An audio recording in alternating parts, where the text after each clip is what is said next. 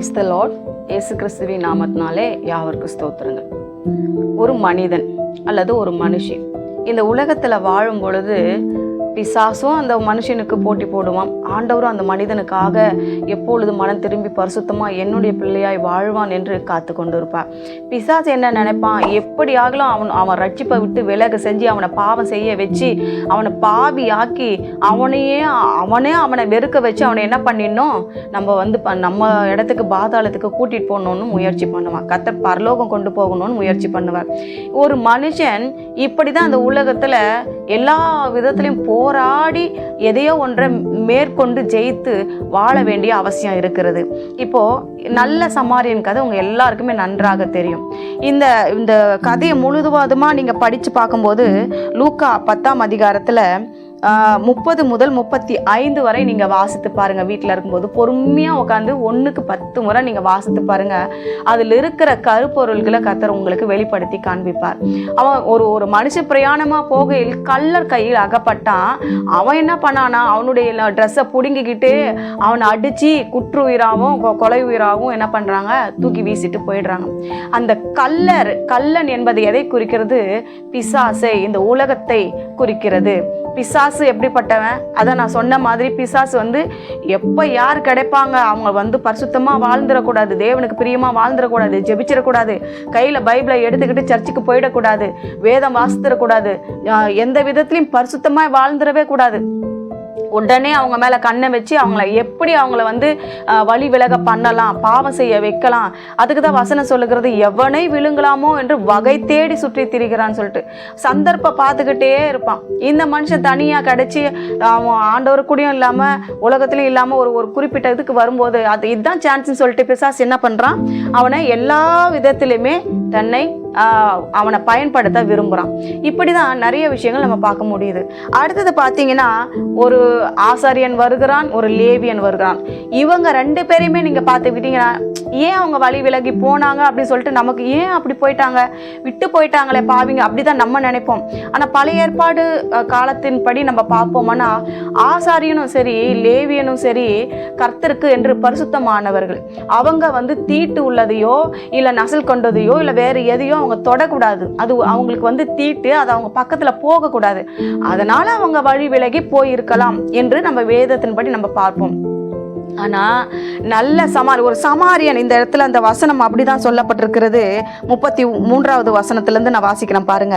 பின்பு சமாரியன் ஒருவன் பிரயாணமாய் வருகையில் அவனை கண்டு மனதுருகி கிட்ட அவனுடைய காயங்களில் எண்ணெயும் திராட்சரசமும் வார்த்து காயங்களை கட்டி அவனை தன் சுய வாகனத்தின் மேல் ஏற்றி சத்திரத்துக்கு கொண்டு போய் அவனை பராமரித்தான். இன்னும் இந்த 35வது வசனம் வரைக்கும் கூட நீங்க பாத்தீங்கன்னா உங்களுக்கு தெரியும். இந்த நல்ல சமாரியன் என்பது இயேசு கிறிஸ்துவை குறிக்கிறது.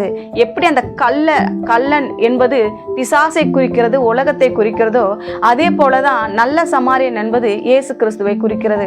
அந்த பிசாசும் உலகமும் என்ன பண்றாங்க, அவங்ககிட்ட இருக்கும்போது அவன் நல்லது அவன் கெட்டது எல்லாம் எடுத்துக்கிறாங்க. அவன் வேலைக்கு போல, அவன் குடிக்கிறான், அவன் ரவுடித்தனமா சுத்துறான், ஊதாரித்தனமா இருக்கிறான், அவன் கூட சேராத, இவன் கூட சேராதன்னு சொல்லி ஒருவேளை உலகம் அவனை வெறுக்கலாம். பிசாசு அவனை நல்லா பயன்படுத்தி நல்ல குடிக்காரனாக்கி ரவுடி ஆக்கி அவனை விட்டுருக்கலாம்.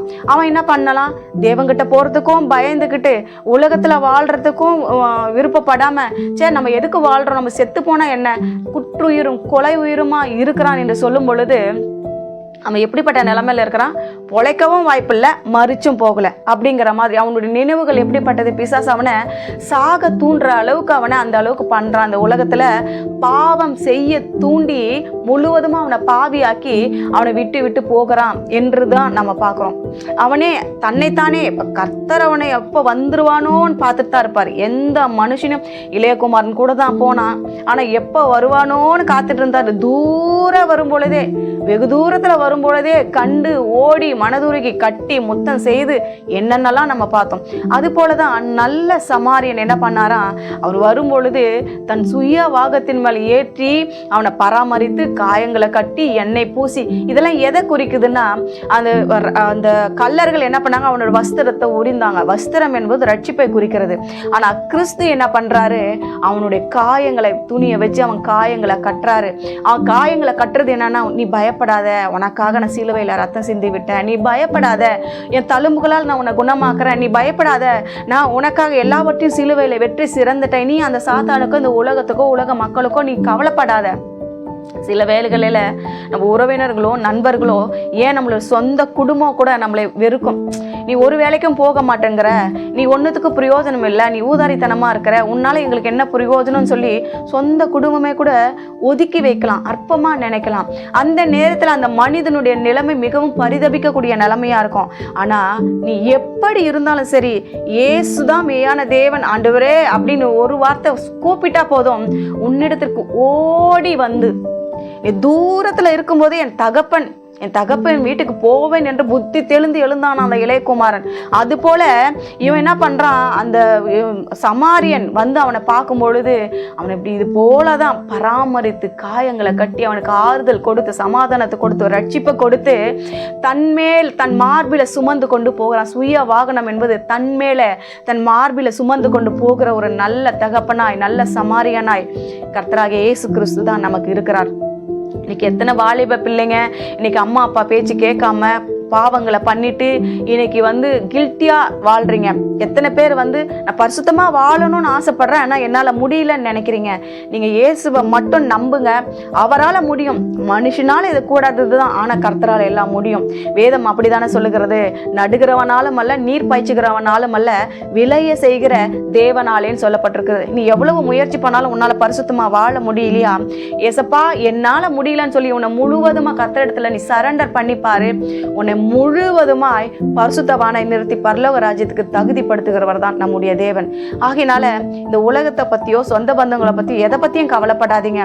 பாவிகளை ரட்சிக்கிறவர் தான் கிறிஸ்து இயேசு. நீ எவ்வளவு பாவியா இருந்தாலும் நீ இயேசுவை சொந்த ரட்சகராய் ஏற்றுக்கொள்வாயானால், அவரை நேசிப்பாயானால், அவரை நம்புவாயானால், விசுவாசிப்பாயானால், உன்னை தன்னுடைய சுய மார்பில சாய்த்து கொண்டு உன்னை பராமரிக்க கர்த்தர் நல்ல சமாரியன் போதுமானவராக இருக்கிறார். தேவ பிள்ளைகளே, இன்றைக்கு நீ யாரா இருந்தாலும் சரி, ஆணோ பெண்ணோ, வாலிப பிள்ளையோ இல்லை குடும்பத்திலிருந்து மனைவி பிள்ளைகளை விட்டு தூர போன மனுஷனோ மனுஷியோ, நீங்க யாரா இருந்தாலும் மனம் திரும்பி வரும் பட்சத்துல உங்களை ஏற்றுக்கொள்வதற்கு நல்ல சமாரியன் ஆயத்தமா இருக்கிறார். மனம் திரும்புங்கள், ராஜ்யத்தை சுதந்திரித்துக் கொள்ளுங்கள். செபிக்கலாமா? நல்ல தகப்பனே, இந்த வேலைக்காக நன்றி செலுத்துகிறார். அச்சா, எத்தனையோ பேர் இன்றைக்கு இந்த கடைசி காலத்துல பிசாசுக்கு அடிமையாகி உலகத்துக்கு அடிமையாகி நான் பரிசுத்தமா வாழணும்னு நினைக்கிறான்னா என்னால முடியலன்னு சொல்லி தவிக்கிறான். பாத்தீங்களா? அப்படிப்பட்ட ஜனங்களை கண்ணோக்கி பார்த்து கர்த்தாவே நீங்க அவங்க விடுவீங்க, தப்புவீங்க, ரட்சிங்க.